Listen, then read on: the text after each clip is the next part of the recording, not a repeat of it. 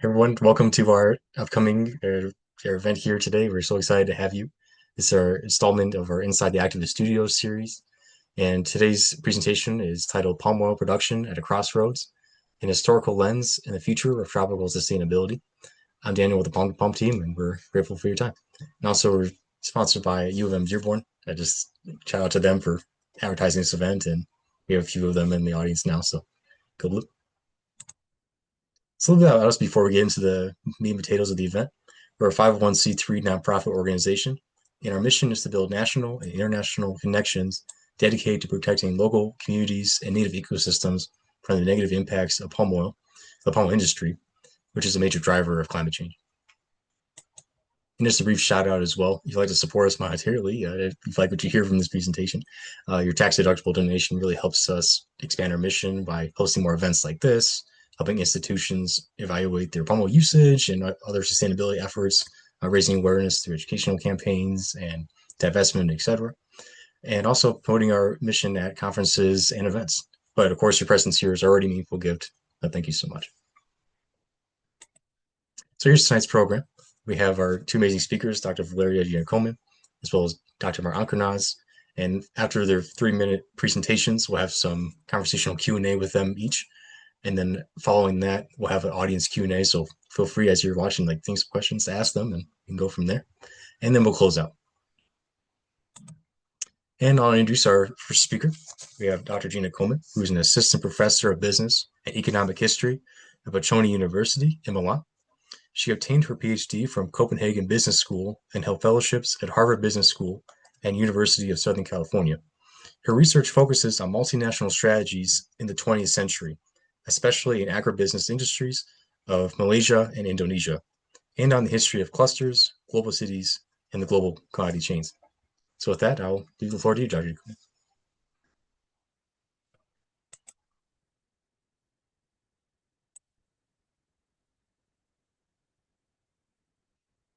Feel free to share your screen.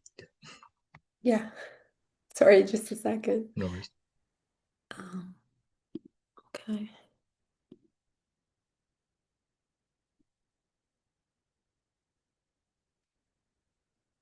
All right. Put this back up.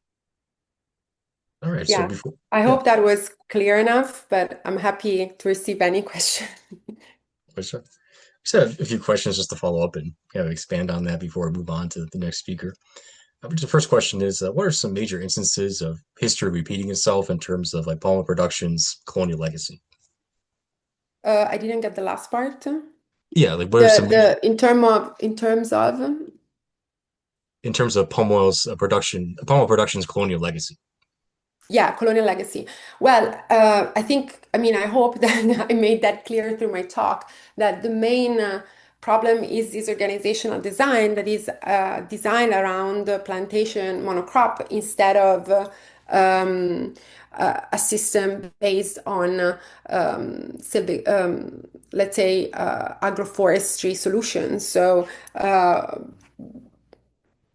and a system that basically integrates palm oil within the forest, which of course is like less efficient in terms of short-term outcome, but in terms of environment has a much better payoff.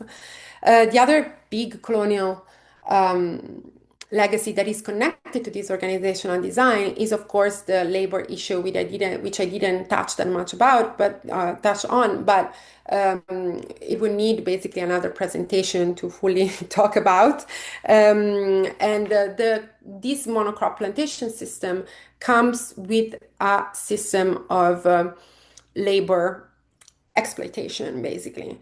Labor on plantation has been exploited and basically kept in semi-slavery condition since the beginning of times, but especially during the Dutch and the Dutch culture system in the 19th century, this became basically the standard norm of using coolie labor, as it was called at the time, to work in plantations and living in very bad conditions. In Malaysia, the situation was a little bit better, but since the beginning of 20th century with the rubber bomb, basically the colonial government started importing, and it's not nice to use the word importing, but that's what they actually did. They basically started to move people from their colonies in India, on southern India, very, very poor areas, overpopulated areas, and moving these people to Malaysia, to the Malay Peninsula. And at the same time, there were other traders that were moving privately, making money off it, of course. People from southern China, still overpopulated, extremely poor areas of China, coastal regions of China, moving them to the plantation belt.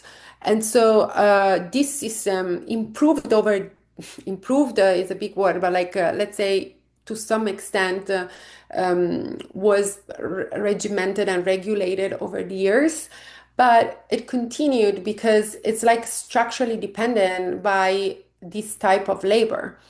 The small holding system, by contrast, is a system that is based on family labor. And so it's a system that is much more sustainable because it's basically everything stays with the people that work the land. Sorry for the long answer. Oh, that's right.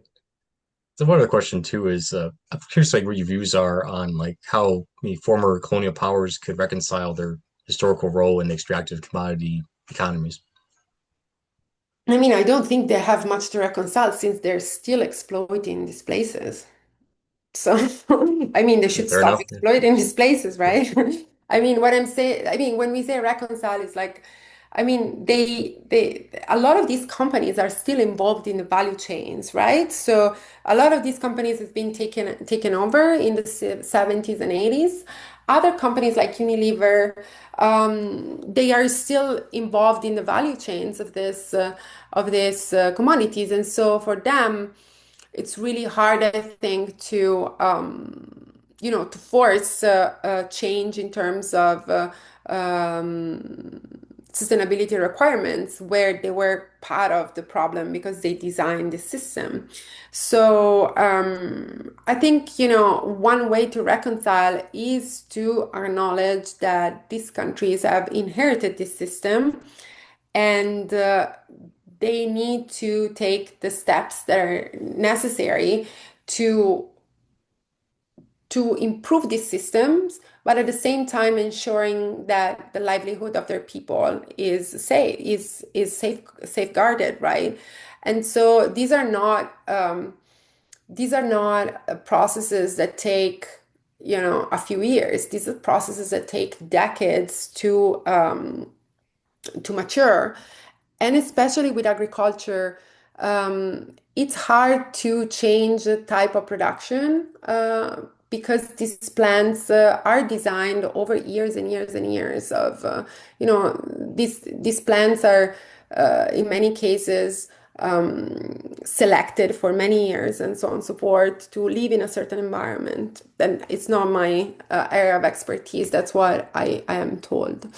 Um, yeah, so I mean, I think it's a hard one, but I also think that, the general public should understand the complexity of, the situation in terms of interests that and incentives that are involved in this the production chain. Absolutely. Also, you mentioned your book as well. I was curious when that was coming out. I'm sorry. You mentioned your book was coming out soon. I'm not No, sure I when. mean, I hope it's gonna come out the end of next year, so soon. I'll be on It's the not. lookout. Yeah, yeah, yeah. Awesome. So with that, feel free to leave your reactions in the Zoom, everybody, if you want to give a round of applause and over, not live or in person, but yeah, feel free to do that. For that, I'll turn it over to Jenny now to introduce our next speaker. Thank you.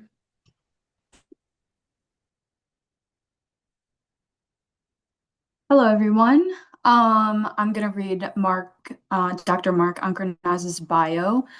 Marc is the scientific director and co-founder of the French NGO HUTAN, a community-based initiative active in wildlife research, conservation, and community development in Sabah since 1996. Protecting and saving the orangutans living in Kinabatangan in Borneo requires a holistic approach incorporating the needs and aspirations of the local communities. Today, the HUTAN is made up with more than 120 local research assistants, all hailing from the villages. HUTAN is active in orangutan and elephant research and conflict mitigation, habitat protection, wildlife wardens, and restoration, reforestation unit, education and awareness, HEAP, community development, biodiversity monitoring, capacity building, and policy development. Our goal is to find ways for people and wildlife to coexist peacefully outside of protective forests, in particular agricultural landscapes dominated with palm oil plantations. Before moving to Sabah in 1998, he worked for 4 years as a head of the mammal and veterinary departments at the National Wildlife Research Center for the National Commission for Wildlife Conservation and Development in Saudi Arabia. He has an MSc from the Veterinary Medicine Institute of Tropical Areas in France, a veterinary degree from the Veterinary School of Maison Alfort, France, and a PhD from Berlin Frey University. He has an extensive background in wildlife research, medicine, and population management, as well as wildlife management policy formulation, with 35 years of working experience in wildlife range countries: Gabon, Congo, Saudi Arabia, Indonesia, and Malaysia, to name a few. Marc has published numerous articles in international journals, books, and book chapters, and has presented papers at many conferences. He is a scientific advisor for the Sabah Wildlife Department. Marc is also the co-founder of the Borneo Futures Initiative that aims at providing high-impact, cutting-edge science combined with an efficient dissemination of results to increase awareness, collaboration, and understanding amongst decision makers, media, NGOs, and the general public in Borneo. Please welcome Dr. Marc Ancrenaz. Oh, you're muted.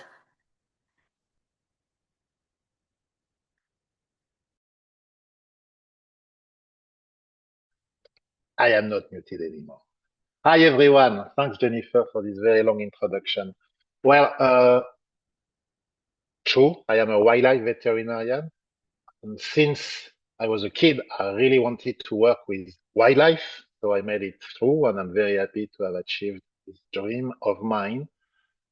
More interestingly, since I was a kid, I also wanted to work as the interface between wildlife conservation and people, because I have learned over the years that conservation is primarily about people, not only about wildlife. We all embrace this career because we love animals, but at the end of the day, most of our time is spent dealing with people. Today, I would like to just share a few insights about the work we have been doing here in Borneo for the past 30 years. And of course, given the topic we try to address today, I'm going to mostly focus on orangutans and how the species is adapting and surviving in new agricultural landscape. Okay. Orangutans, I guess you all know that we have 3 species in the world today. They're only found in Southeast Asia, so one species split in 3 different subspecies occur in Borneo, and 2 species are found in Sumatra. The 3 species are critically endangered because, of course, they have been through a very drastic decline over the past few decades. Why? We all know why. Habitat loss is the major reasons, but now one of the reasons remains hunting, especially in Indonesia. And in Malaysia, one of the main issues we are now dealing with is habitat fragmentation. Except for Malaysia, where most orangutan population are found within fully protected forests, the situation is different in Indonesia, where most of the animals are found outside of protected areas. This is important because this explains why it's crucial to also look outside of protected forest if we want to protect this species. HUTAN was co-founded by Isabel and myself in '96, so a while ago, and it's French. The original idea of our project was to try to understand if orangutan could survive in disturbed forest. So we moved to Sabah in '98 and we established an intensive study site to try to answer this question. So we are based in a place called Kinabatangan. This is the name of a river, and you have a map of the Kinabatangan floodplain here. In green is protected forest, in gray is protected forest as well, but within the Kinabatangan Wildlife Sanctuary, and all the rest, the yellow or white patches, are primarily all palm plantation. So what you can see is that the forests where we are active are actually completely isolated and fragmented within an all palm landscape. It's interesting because Kinabatangan, although the forest is very fragmented, very degraded, is the last remaining corridor of natural environment linking the mangrove that are bordering the sea and the forest from the interior of the state. It's the last river doing this in the entire island of Borneo. In many other places, to not say all other places, the mangroves and the forests that are inland are completely disconnected. Hence, the essential value of this Kinabatangan corridor, forest corridor. The landscape is highly disturbed, highly fragmented. You just heard that oil palm was developed recently in Sabah, and it's true that this disturbance and this landscape changes occur very recently in the 90s and 2000s. So what I said, we established a study site out HUTAN. Our project really believes in community-based conservation. So all of our staff, besides the two founders, are from local communities. So these people, the villagers, have been trained to become scientists. They're the ones to study orangutan on a daily basis. I am not going to go through the details of the results, but more than 30 years of research shows that indeed orangutan can survive and adapt very well to habitat degradation. It was important to know because 30 years ago when we started the work, people were convinced that orangutan couldn't survive outside of primary forests. In other words, as soon as the forest was exploited, the orangutan would be gone. Actually, it's wrong. Even if the forest is exploited, as long as there is no hunting, orangutan can survive. And actually, I would say they even prefer degraded forest because there is more food resources available to them compared to primary forests. It was very important to know because, as I said, most orangutans are still found outside of protected areas, and most populations are found inside forests that have been exploited or are still exploited by people. So they are found in disturbed habitat. So to know that they can adapt to this disturbance is very important if we want to design better conservation strategies for the species. Over the years, we realized something that we were not aware of and we were not expecting, is that orangutans are coping not only with habitat disturbance and degradation, they're also coping with habitat conversion to other types of land uses like oil palm agriculture. So orangutan first, of course, they are arboreal, but since scientists are using camera traps, we also know that they walk on the ground extensively. So even in habitats where the forest is gone, I rephrase, sorry for that. In habitats where the forest has been removed, orangutan can move across. And this is also very important to know because this means that they don't necessarily need trees to move across the landscape, unlike gibbons, for example, that do need trees to survive. They are using this plantation as a way to disperse, to move from one patch of forest to the next. And of course, I mentioned earlier the word fragmentation. Here we are. These plantations are fragmenting the natural habitat. And the orangutan have no choice. They need to go through the plantation to disperse and move from one patch of forest to the next. But they also found out that in this plantation, there is a lot of food available for them. If they start to eat fruits, it's not a big issue because fruits are plentiful in the plantation, as we heard already. The an oil palm plantation is producing the highest possible yield in terms of fruits compared to other vegetable oil.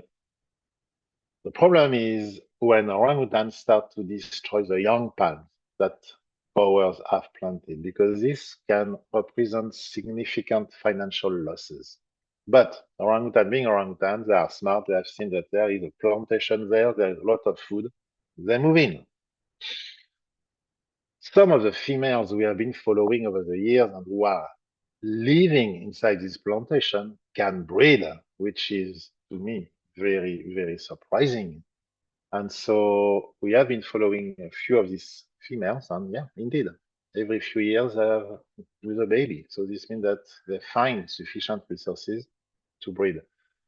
In the orangutan world, female orangutan are resident animals, meaning that they really stay close to the place where they were born. The dispersing sex is a male, okay?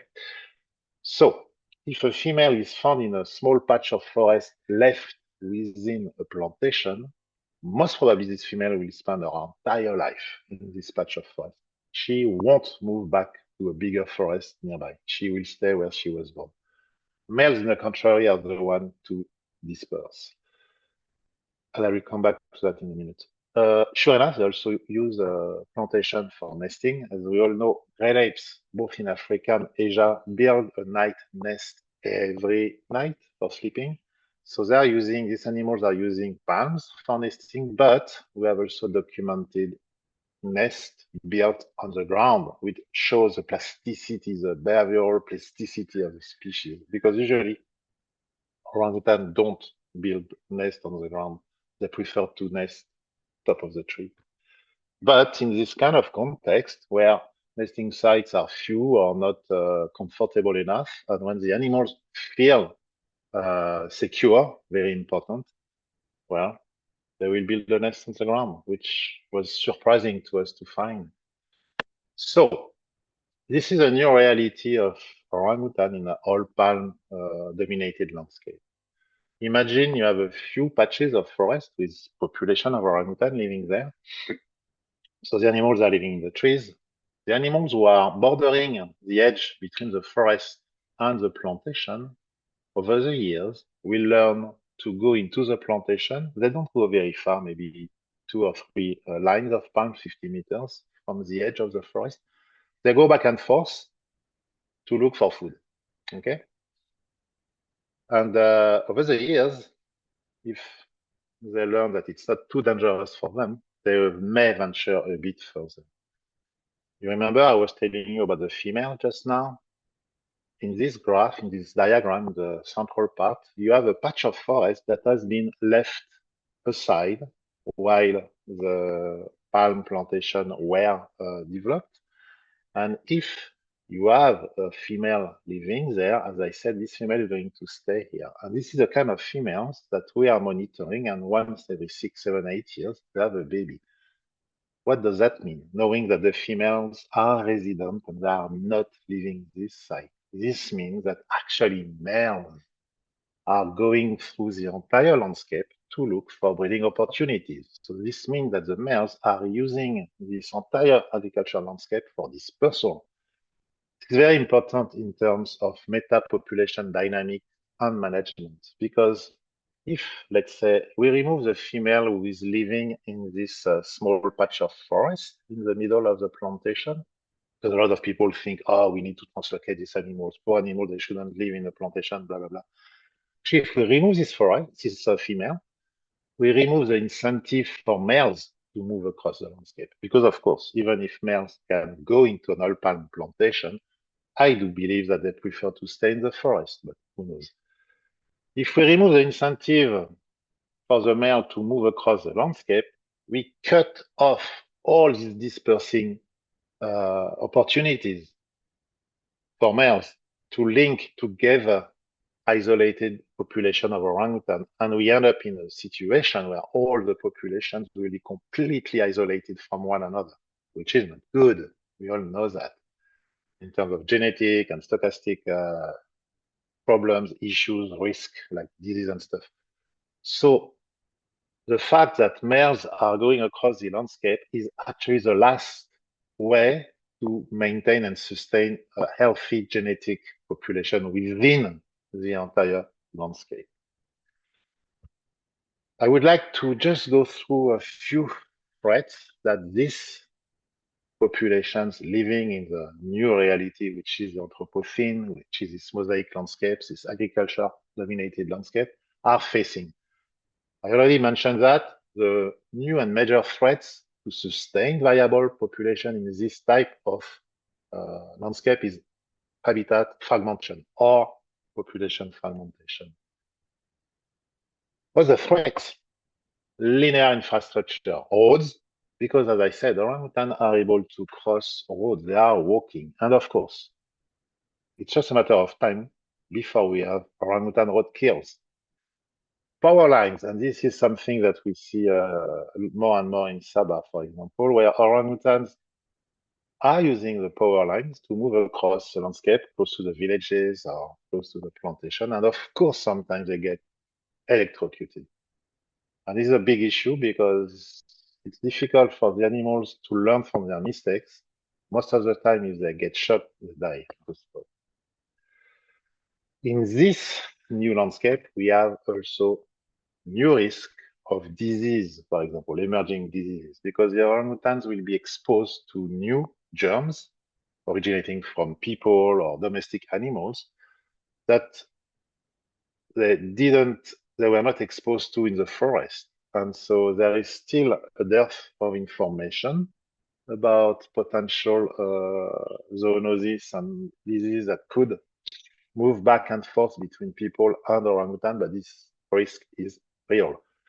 Domestic animals, especially dogs, they can attack orangutan when orangutan are in the plantation. This is a big issue.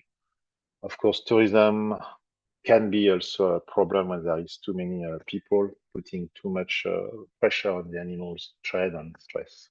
HUTAN, so our project, I'm not going to go into the details of HUTAN and what we do. Just know that our mission vision is to really try to find ways for people and wildlife to coexist, to share the same landscape, because this is where I think conservation should happen first. Conservation needs protected areas devoid of people, but conservation needs also to enter landscapes where we have both people and wildlife living together, to make sure that all the protected forests or protected areas that we are creating remain connected.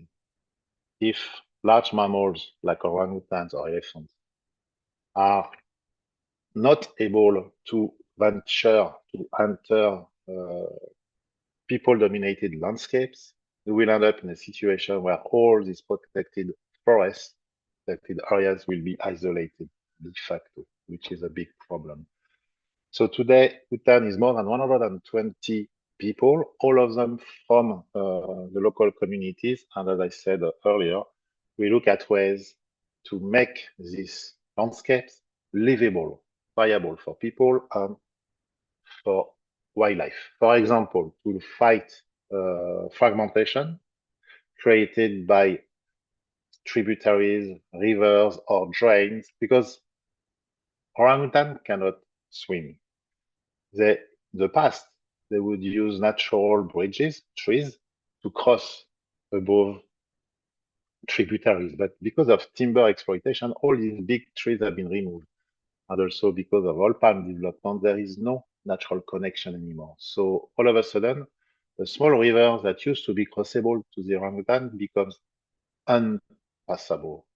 So our teams are setting up orangutan bridge. It's a very easy way to alleviate some bottlenecks. At HUTAN, we are securing wildlife corridors with land procurement. So we are re-establishing contiguous forest corridor along the river to allow for safe passage for the animals in this landscape. And we do many, many more, but here again, I don't want to give you a catalog of activities, just a few examples of what is possible to do if we really try hard. Some of the next steps to support orangutan survival within this type of landscape. This is a view from Kinabatangan. As you see, the boundary between the forest and the plantation is very, very, very harsh. So, based on what I just told you, based on the results, we realize that orangutans are actually using increasingly this oil palm estate. So, this can be seen as a window of opportunity, especially when the plantations are replanting a new cycle of palms. You know that palms are planted for a cycle that is about 25 years. So every 25 years, an estate is going to remove the old palms and plant new palms. And this is when we have an opportunity to modify the landscape and to improve it by creating more corridors or stepping stones, or diversifying the landscape by introducing agroforestry practices. And we did this analysis recently, and we saw that in the next, today actually, there is several hundred hectares of land that are used by orangutans and that have reached a stage, an edge where they need to be replaced. This is an opportunity to improve the landscape. So this is why I think conservationists really need to engage with this plantation and this industry to make them aware of the situation, to make them aware of opportunities, and to try to convince them to change their management practices. Another example I want to highlight is what we call trails. So trails is an agroforestry experiment done with Melanking oil palm plantation, collaboration between CIRA, the French research organization, HUTAN, UPM, and Melanking. And the idea is to test how agroforestry would work in an oil palm context. So it's very simple. We are actually planting together trees and palms, and we want to study the yield of the palms, the beneficial impact on the soil, on biodiversity, and climate and stuff.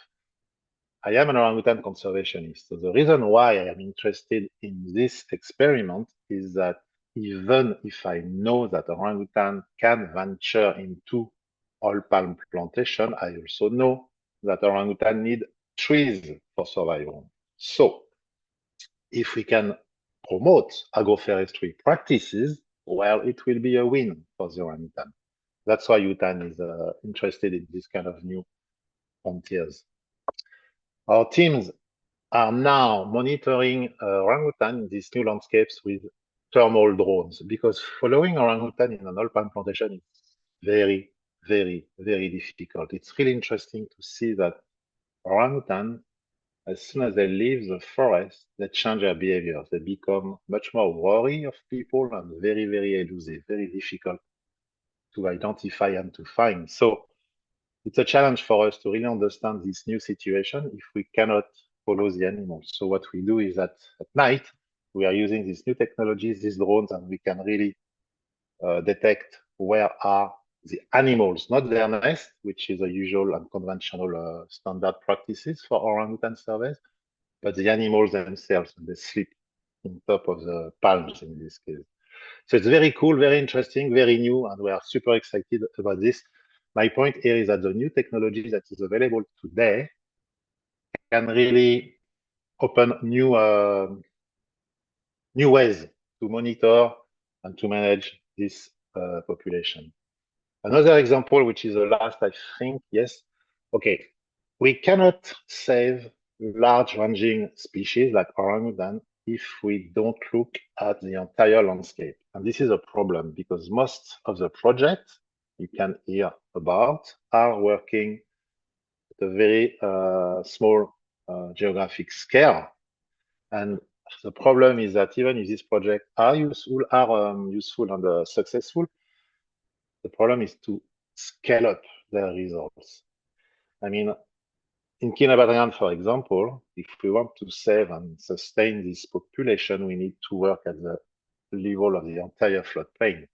Well, last year in September, so it's very recent, the UNESCO nominated Kinabatangan as a biosphere reserve, and for us this is an excellent news because this biosphere reserve is going to give us an official platform to engage with all the stakeholders, the partners who are active in the area, and we will sit at the same table and think all together about the future of this entire floodplain, including, of course, orangutan and elephants and other biodiversity species. So to work at this level, or what we would call jurisdictional level, I mean at the landscape level, is essential for conservation, but of course, very, very, very difficult to achieve. But Bhutan, they are strong believers that yes, we can. And that's all. I am done for my presentation. This is a list of our supporters. I would love to hear from you. If you have any question, please shoot.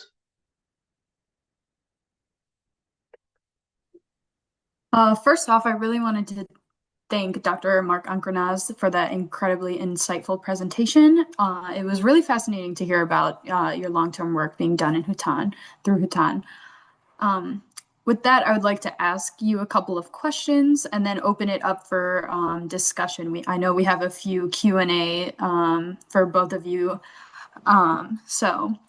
The first question is, from your experience, where does RSPO certification meaningfully improve conservation outcomes, and where does it fall short? Okay. Well, okay, the first thing is that, as we all know, RSPO is a certification body for sustainability. It was created in the early 2000s. And okay, it's a lot to say, so I'm going to try to be very short, okay? I think Don't worry, that, you have first some of all, time. So it has... Okay, cool. Okay, let's start with where RSPO can, I mean, I think...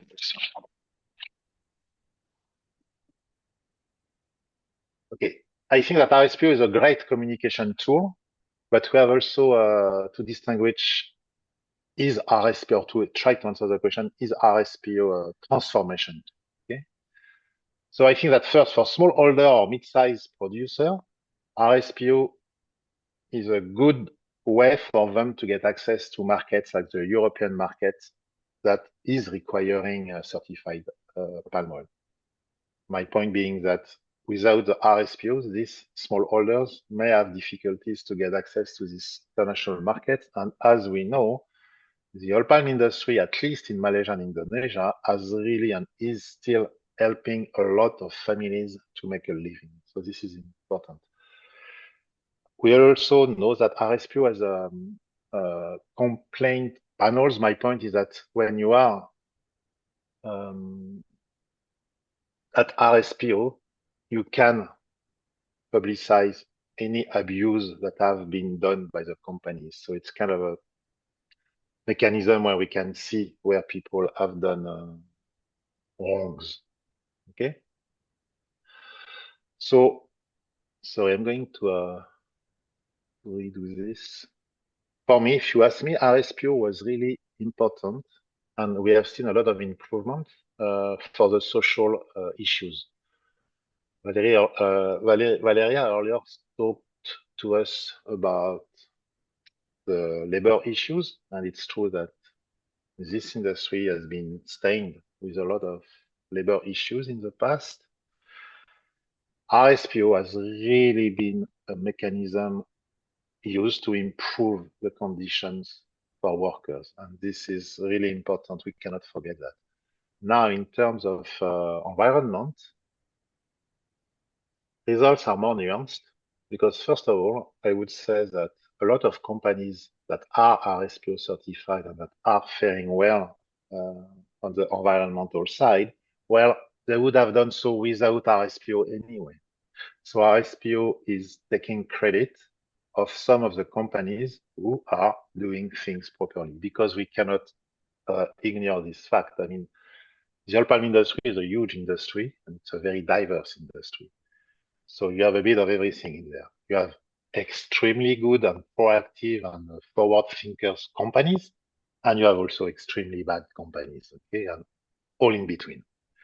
So the few good companies, and I know, they are actually concerned about environment, about biodiversity, and they have, before even RSPO existed, they already tried to manage their plantation in a sustainable way. So we cannot forget this, that a few companies are doing well anyway, no matter RSPO, no RSPO. But I would say that, yeah, overall RSPO has been a positive mechanism. Now it's true that RSPO was not born perfect. It needs to be improved. And right now, what I see personally is that RSPO is really stalled somehow. And I think that the partners within RSPO, they really need to step up their goals, especially in terms of environment. Another issue I see with RSPO, if we speak and think about environment, is that so far it's the monitoring. Okay, I don't know how familiar you are with RSPO, you guys. So if you are a grower and you want to be certified, so first of all, RSPO stands for on-table and sustainable palm oil. If you want to export your oil to Europe or Australia, for example, you have to be RSPO certified. So it's something that you have to do. And so to be certified, you have to follow some principle and criteria. And every year, every 2 years, you are audited. So two issues here. First of all, the auditors are mostly outsiders, of course. And these auditors are mostly checking on the processes, not the output. They will look at, okay, how many hectares are protected, but they won't look at if this protection is useful or not, is impactful or not. Another issue is that you certify your company, fine, but what happens outside of your estate doesn't matter, which is a problem. As you remember, I said earlier that if we want to protect species like orangutan, we need to look at the landscape, not at small geographic entities. So RSPO needs to move on this. And this is why we have now introduced what we call a jurisdictional approach for RSPO, which would be a certification that goes at the landscape level. This would be a very good tool for wildlife management and wildlife conservation. We are not there yet because it's very complicated, as I said earlier, to develop this kind of jurisdictional approaches, because there are so many different players to bring together on a common vision that takes time. The other issue I see with RSPO is that the way growers have to document their biodiversity is very simple, too simple. Just basically a list of species, and it doesn't reflect on the ecological processes. So it's a real issue, because what actually is requested by RSPO for environment is not really useful, as far as I can see. But okay, to just summarize all of this, I think RSPO is good. And actually, if we look at the oil palm industry compared to the other vegetal industry, including soy or corn or whatever, I can say that the oil palm industry is far ahead of the game in terms of outcome for environment. I know a lot of you are not going to believe me, but it's true. I know that this industry has destroyed a lot of forests in the past. The past is gone. So let's focus on the present and the future. And when I see how this industry is now managing their crop, it's much, much better for the environment than all the other vegetal oil industries. And I think RSPO has played its part. But, as I said also, RSPO is not perfect, and we need to improve it. If not, it's going to lose its credibility with the market. Thank you for your very detailed answer. That was very nice.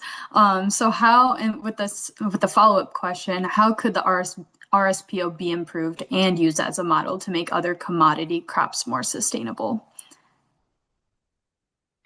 Yeah, so a few things. So first of all, one of the issues I didn't really talk about is that the audits available, or the audits by the auditor for the company to remain certified are not available to the public. So this lack of transparency is an issue because sure enough, it's not made, it's going to defy the entire trust that we need to build with the public.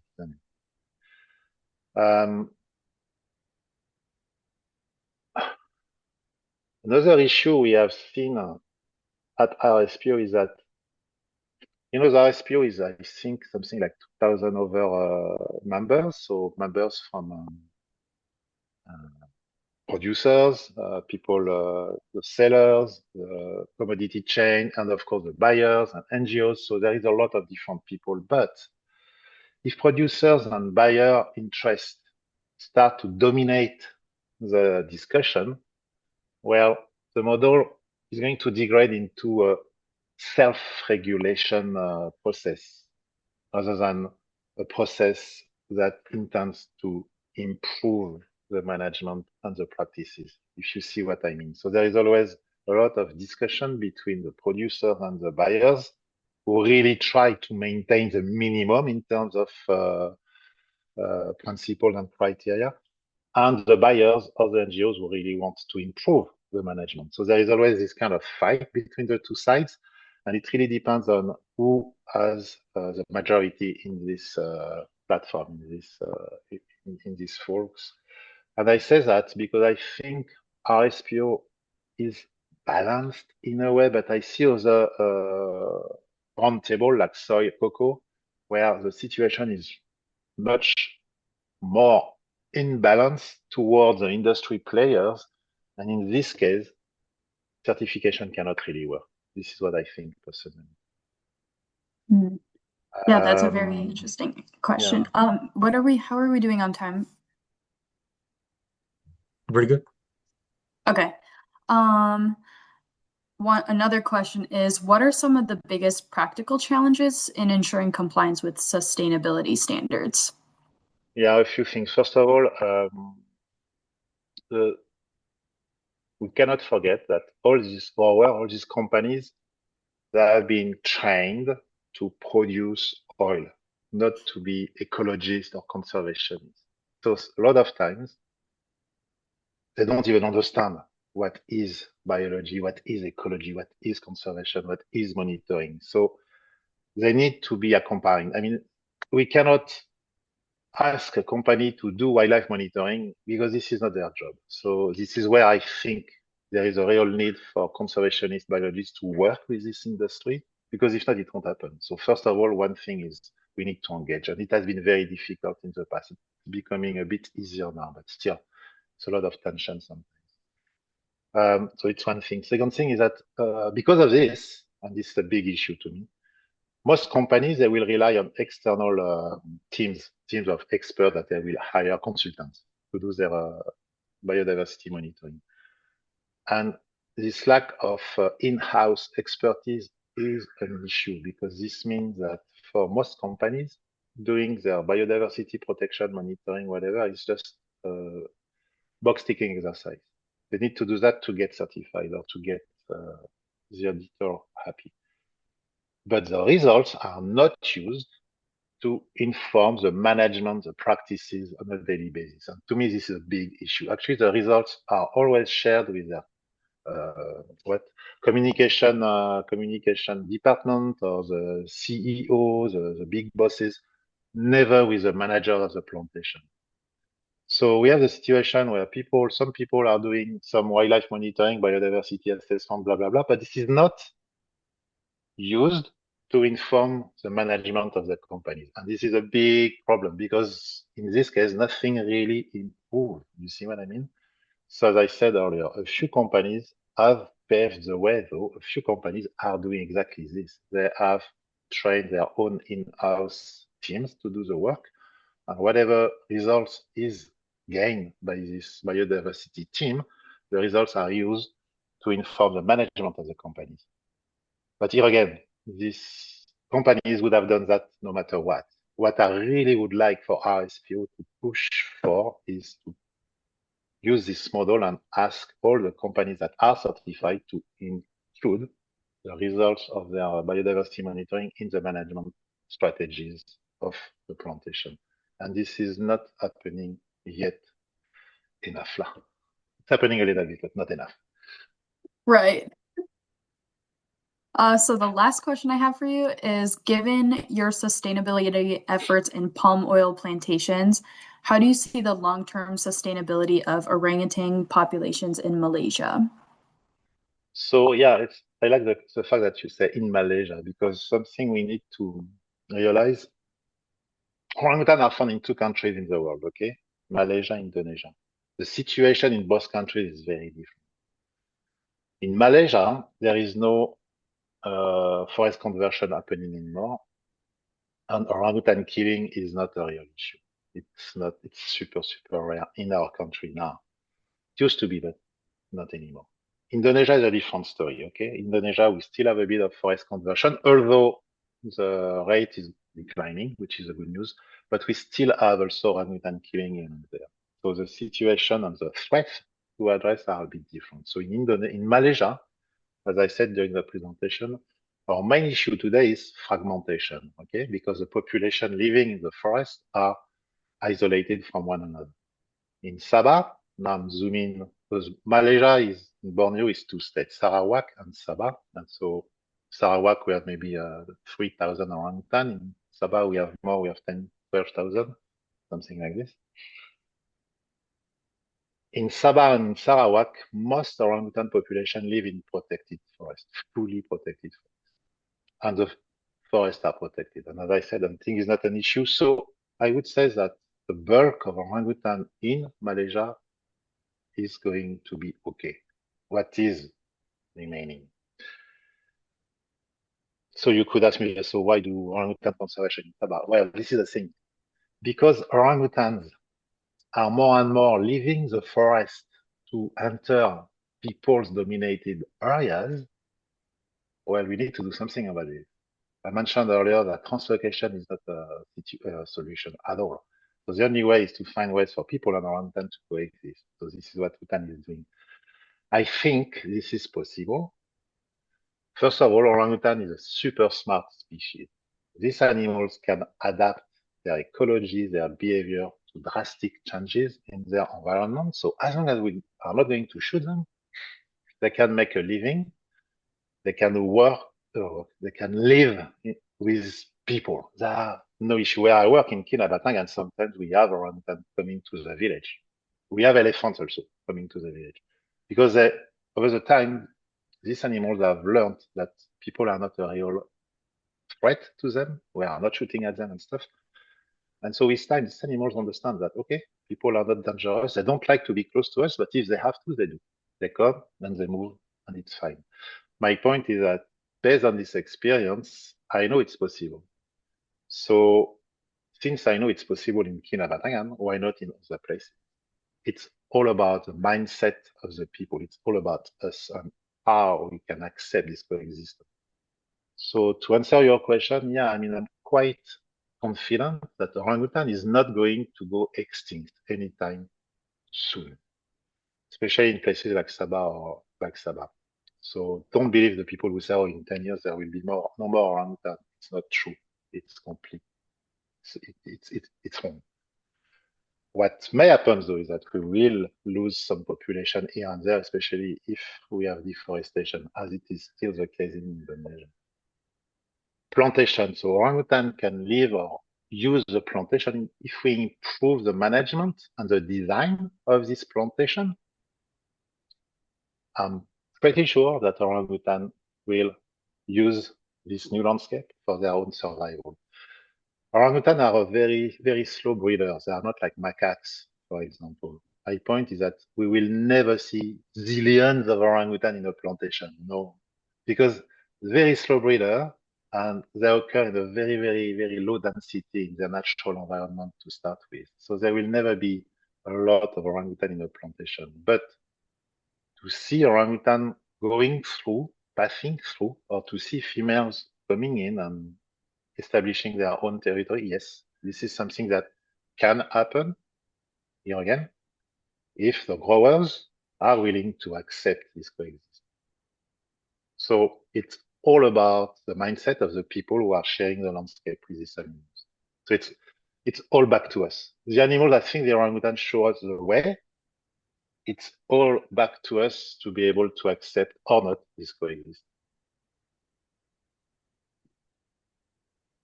I would like to thank you again, Dr. Ancrenaz, for sharing your time and expertise with us this evening. Your work with the Hutan highlights the super importance of combining strong scientific research and community engagement to protect wildlife experiences.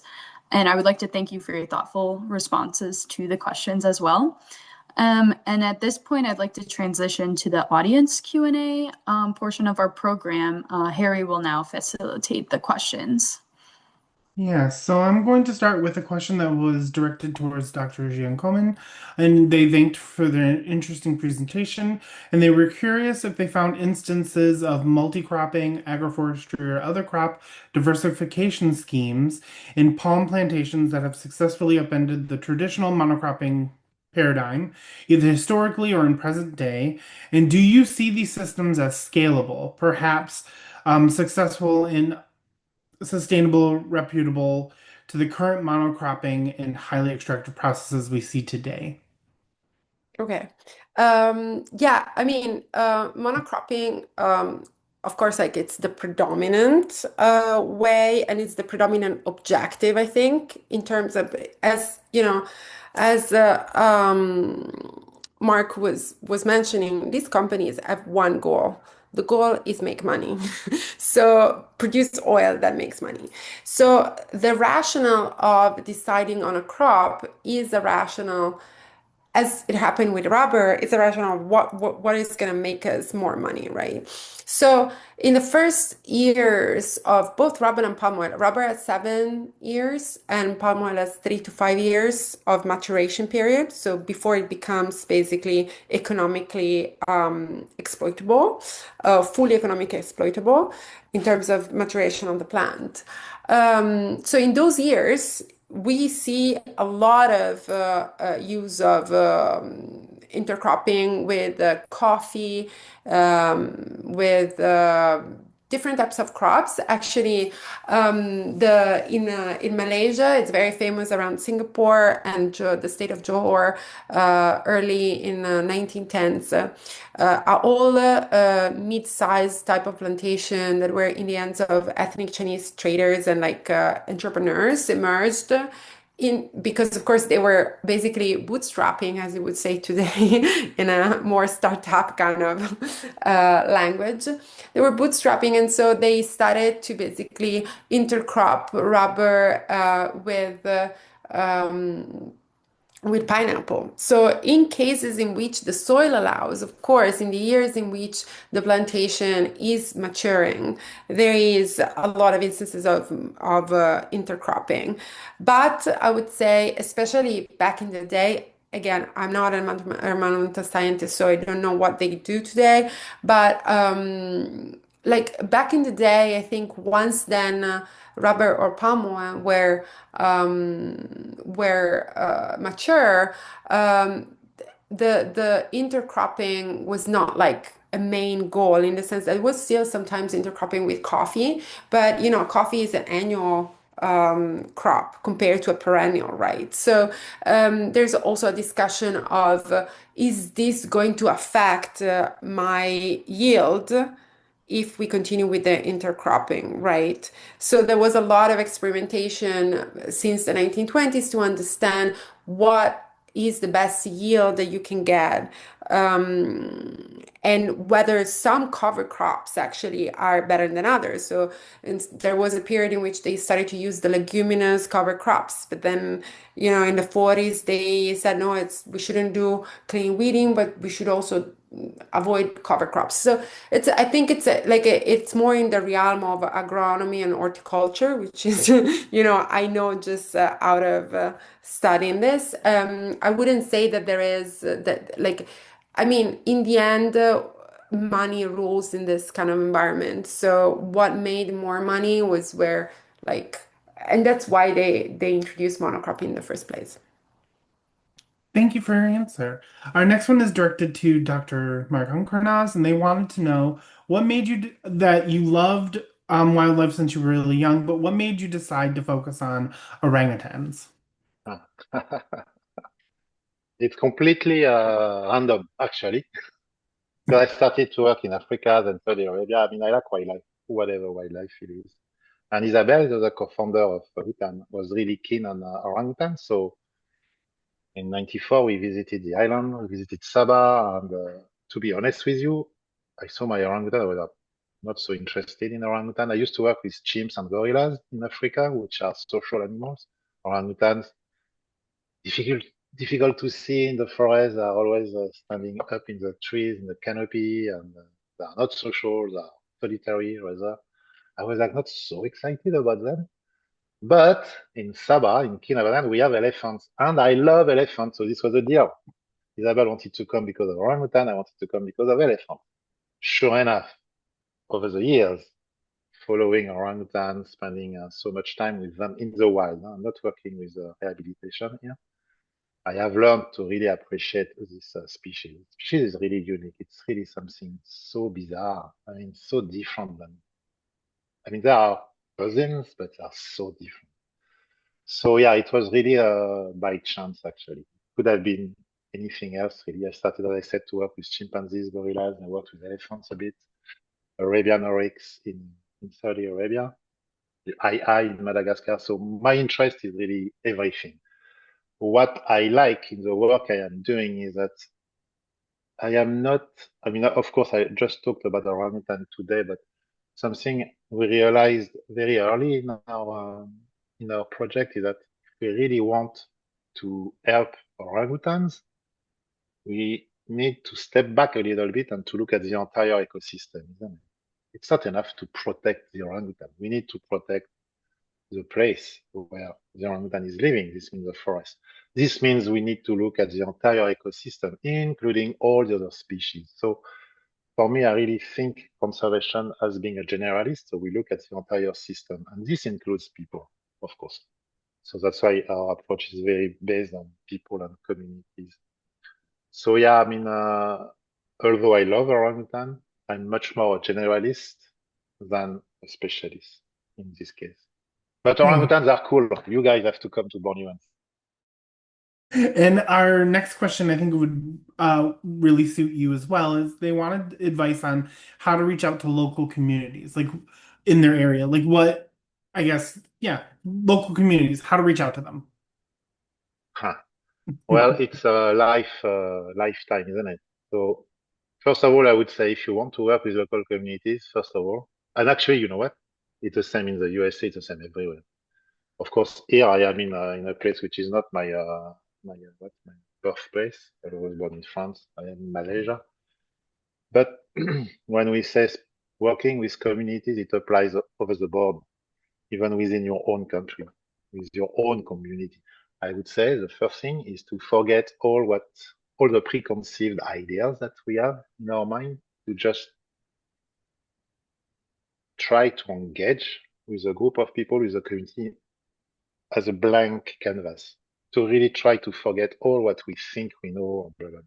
This is super important because if you want to work with a community, no matter what is this community, you need to build trust. And to build trust, you need to really understand these people, this community, their aspirations, their problems, their daily lives. And to do that, you need time. You need to really sit down, spend time with them, and not rush to your goal straight. Because if you rush, and this is a problem, a lot of people working with communities, they don't take the time because they have a limited time to do their project. So they want to rush everyone to their own agenda. And this is a good recipe for failure. Working with a community, but it can be also, as I said, at home, and it can be with a community of politicians, of people doing industry, I mean, yeah, tour operator or oil palm growers that are different communities. Need to establish trust. need time for that. It's a life commitment, okay? We cannot do conservation in the field unless you commit your entire life. That's what I think. And yeah, time and really try hard to understand their point of view. And when you start to understand their point of view, you can try to think about what you want to achieve and see where things can merge together. If we address a community, and even if we are right, okay, or we are so strongly believe that we are right, if we address a community telling us what they should do, it won't work. So the thing is the game is to really try to understand what they have in mind, what they want, and then to try how we could just merge our agendas. So it takes time. So this is my personal experience. Maybe Valeria has different experience. Yeah. And then another question, which is a really great one. Someone asked, for farmers today, what can they do to help reduce environmental damage caused by monocropping? And I believe your presentation discussed one of those big, one of the big reasons I'm aware of, which is habitat corridors. But are you aware of any other ways that farmers right now are maybe using the landscape to help reduce environmental damage? And Dr. Valeria, you could also chime in if you are aware of any ways farmers are doing this as well. Yeah, I would say one before Valeria, you can take this. Of course, wildlife corridor, it's straightforward, it's very visual. So, okay, we can do that. Problem is that smallholders are not going to do wildlife corridors because you are not going to ask smallholders who have a few acres of land to forego half of it to create a corridor. It won't work, okay? So this wildlife corridor can only work with big companies. But something that everybody could do and should do, and it's not only for the oil palm industry, it's diversifying the land. Meaning, in this case, both Valeria and I talked about agroforestry. It's something that smallholders know about. It's something that a lot of smallholders are actually doing or used to do. But as Valeria explained very well during her talk, the system that was put in place by the colonial power is against diversification because they want it's all about productivity. It's a big mistake because it kills the soil, it kills biodiversity, it kills the climate. And we know now, 50, 60 years after World War II, that the yields are actually going down. We know now, the scientists have shown that so many times, that diversifying the landscape with agroforestry or whatever, rotation system or whatever, is the best way to produce even more in the longer term. We cannot do a rotation with oil palm because the palms are set up for 25 years. That's why what we are thinking of is agroforestry. So we could do, as Dr. Valeria explained earlier, you intercrop your palms with something else that is going to produce more, like annual crops or whatever. Or what we do with these experiments I was telling you about is not actually to merge two different types of crops. It's just to put trees, hoping that the presence of trees is going first to have a net positive impact on the soil quality, on the health of the soil. Second, it's going to have a positive impact on the microclimate condition. Because what happens with global warming is that the atmosphere is getting drier and drier and drier. Palms are not faring well in a drier environment. So what we expect is that for all these monocrops, their yield is going to go down because of climate change. This is something the industry doesn't see yet. Even if scientists keep on telling them they don't want to believe us, fine. Our bet at trails is to say that if we intercrop trees and palm, the trees are going to buffer the temperature rise and the humidity decline, and will maintain the yield of the palms, which is counterintuitive. And also Valeria mentioned that earlier. A lot of people, when you tell them about mixing production, they're like, "Oh no, my I'm going to have a competition for my palms, and the palms are going to collapse and not produce enough." It's not true. And this is what trials intend to show by measuring the yield. We want to show that not only you maintain a good yield, but you save money. Because of course, if the soil is of better quality, you don't need as much fertilizer as the soil is dead. So I think there are ways forward, but here again, mindset. We need to work on the mindset of the growers. We need to change a system that was established after World War II. And that was actually initiated, as Valeria explained, during the colonial time. So something that is 100 years old. It takes time to change this mindset of a lot of people, even in Europe, even in the US. I mean, you go to Midwest, it's a good one. We still think, oh yeah, monocrop is the best. Actually, it's not. Yeah. So maybe Valeria, you want to add something on this?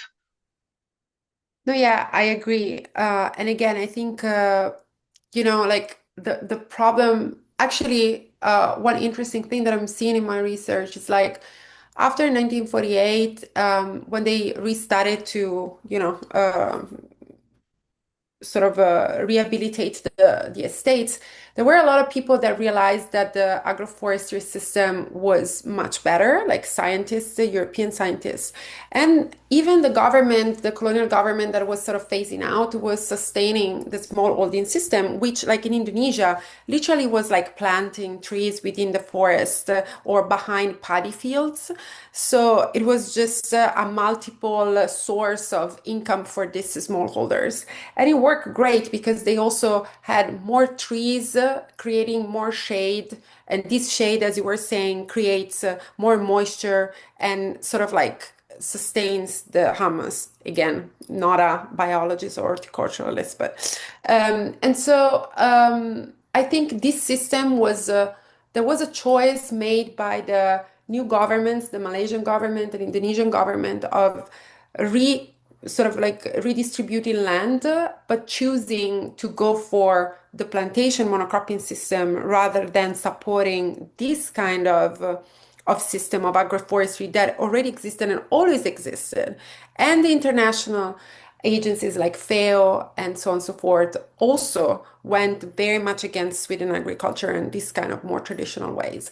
And so, I think now what can be done is just go small scale and try to, again, change the mindset. And of course, there are systems that I've heard about. I don't know if they're like, Mark, perhaps you know better than me, but I know that now with AI and technology, it's possible to do this sort of like precision agriculture, which allows basically to optimize the use of the actions on trees, because of course like fertilizer goes on the whole plantation and destroys the soil. But if you can just apply fertilizers using AI and aerial views to only the trees that really need it, then this allows to cut costs for the plantation, but also to improve the environment. And this is a win-win because again, all the solution need to go through incentives, and the incentives of the companies is always to save money. So that's my 2 cents. Thank you both. That was a wonderful explanation on the environmental damage, monocropping, and maybe how farmers could reduce it. I have another question, and this is definitely for both of you. The In your work, you've explored the socio-political dimensions of land exploitation. How do you view the role of international policy in contrast to grassroots activism in addressing land exploitation as a global issue? And I would like to start, like, whoever wants to go first. I think that's a very, um, it's a very big question to address because I know that's a big thing that everyone talks about these days. Mark, do you want me to start? I'm gonna try to. Okay. Um, so this is a huge question, actually. There's a field in management called Global Challenge Studies, and that's a global challenge in the sense that it requires a lot of time. It interests a lot of actors, a lot of countries, and policies may have like these butterfly effects, right? In which like you want to fix one problem and then you create other problems. So I think, I mean, we can make choices in our consumption every day, but these choices need to be informed. And what I see is that there's a lot of propaganda, and it's difficult to get to get information that are like substantiated by research. And in many cases, even, researchers don't know the exact answer to many of these questions. So I think what the policy and the consumers should do is just like you need both. You need grassroots, but you also need policies, but you also need the companies. Like you need like a system that is balanced. And that's the difficult part because many of these systems are not balanced. And even when you have round tables, like the RSPO Mark was saying, is very balanced. The balance might be only temporary because depends who are the actors on it. And so again, for me, it's always about incentives. Perhaps I have too much of a business mind, but if you set the right incentives, then people will follow and change will come, but it will take time. And the way to set the incentives right is to increase education and being as transparent as possible. That's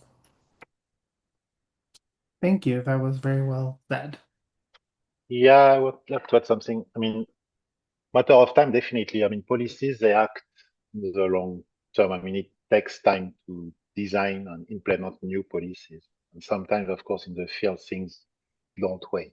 A forest can be opened up and converted in a matter of weeks. This is where you need grassroots groups.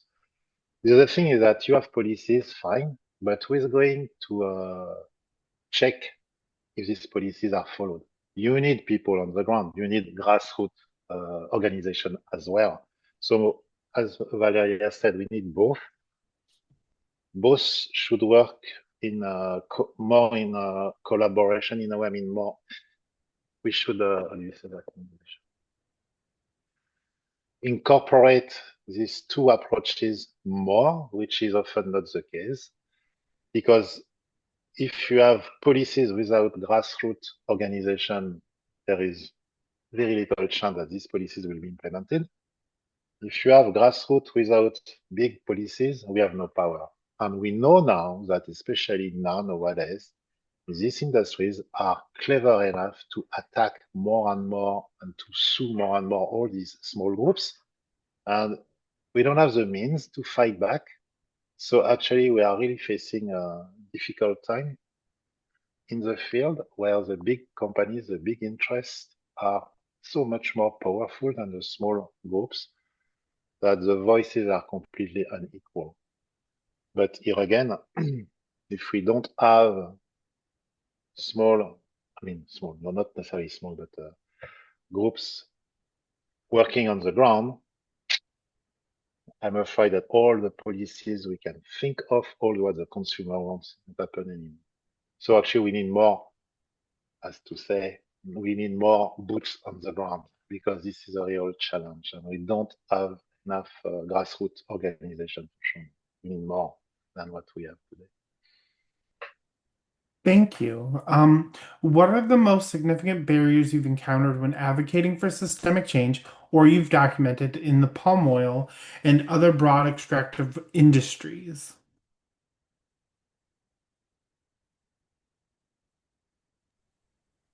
Should I go first? Challenge, no, if you want. No, you can go, Mark. Yeah. Let's do one. Well, yeah, okay. I already mentioned that. I mean, to me, the major challenge is to find common ground where everybody understands each other. When we started to work with the oil palm industry, of course, I didn't know them. And of course, they were very reluctant to work with green NGOs because they look at us as evil. And for sure, for the very beginning of my work, I didn't want to engage with these people because to me, they equal to forest destroyers, orangutan killers. But what made me change was when I realized that the orangutan I was supposed to protect started to move inside their land. So if I want to protect the orangutan, I cannot ignore this. So of course, I realized I had to engage with this industry. And oh wow, it has been a very interesting process though. As I said, very difficult to engage with because the trust was not there. But when you build trust and you start to understand how people think and what they think, it's very interesting to understand how this industry is working. And for me to realize that orangutan conservation is really far remote in their priorities, because on a day-to-day basis, they have so many more other issues to address and to tackle. So this is what I said earlier. I mean, if we really want to engage with the community, whatever community we speak about, we need time. We need to really try to listen to what they have to say, and we need to understand their point of view. Only then we can move on. And last, before Valeria, you can add, I do believe that it's all about people. You need to find some champion, some individuals who can make a difference. We are not going to change the world or anything unless we can find a few individuals we can relate to and we can work with. And then the change and the transformation can happen. But what is really difficult is to really identify those individuals you can work with. As long as you don't identify those individuals, you are really not making any big difference. This is my personal and professional experience. Yeah, I agree. I think, I know much more people on the production side, of course, than on the conservation side. And I do think that a lot of people really care about, like, they understand the long term.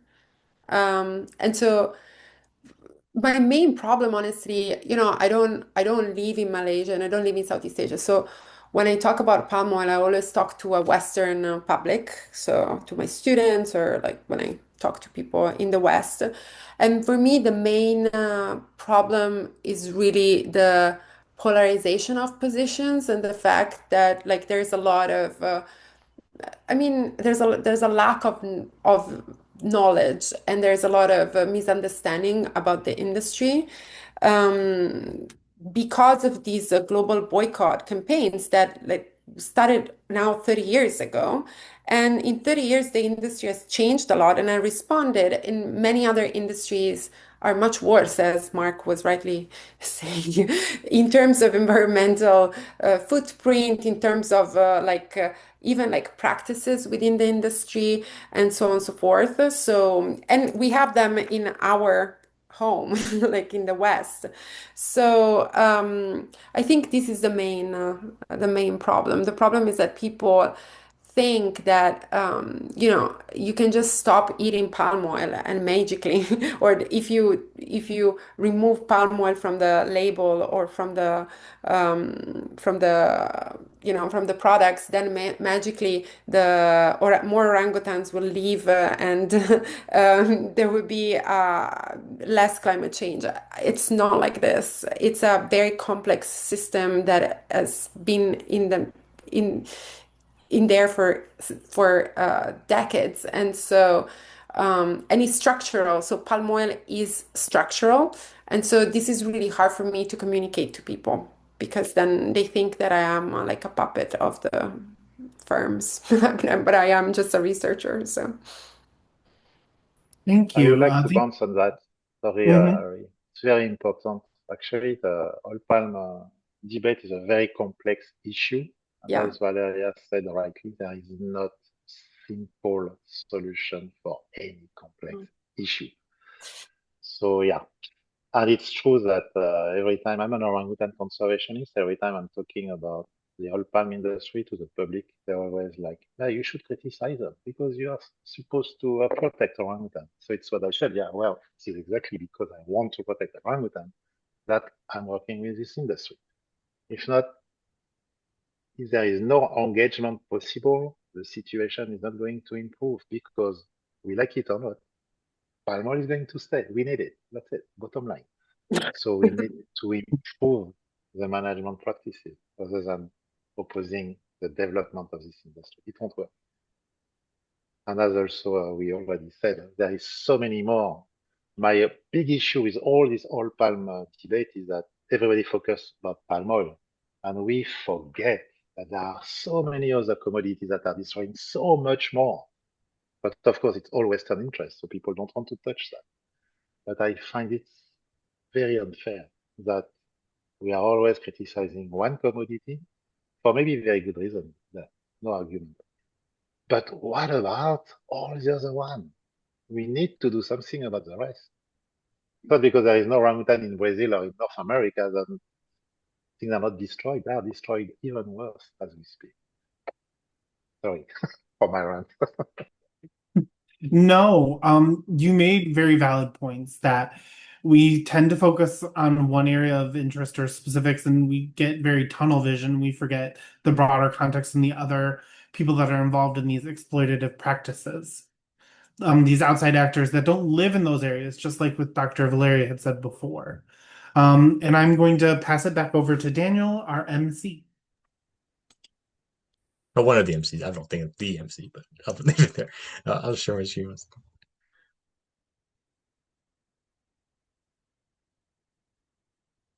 Oh, okay, here we go. Thank you so much once again, everybody, for joining. We're so grateful for your time as well as for our speakers. I thoroughly enjoyed both presentations, and there's a lot to chew on, literally and figuratively, as I go forward and reflect on this different speeches and things like that. So with that, I'd just like to show here on the screen we have a feedback survey. If you'd like to help us improve for future events or give thanks for this one as well, feel free to scan the QR code. It's a brief Google form. You can check it out. And with that, you can also find us on poem-to-poem-oral-reduction.org. We have a lot of fun things coming up as well, in addition to more events like this, as well as a potentially museum exhibit. We'll be sharing more details also on our LinkedIn page. You can find us there. And once again, thank you so much, and have a great day. Bye for now. Thank you. Thank you so much. Thank you so much. Bye. Thank you.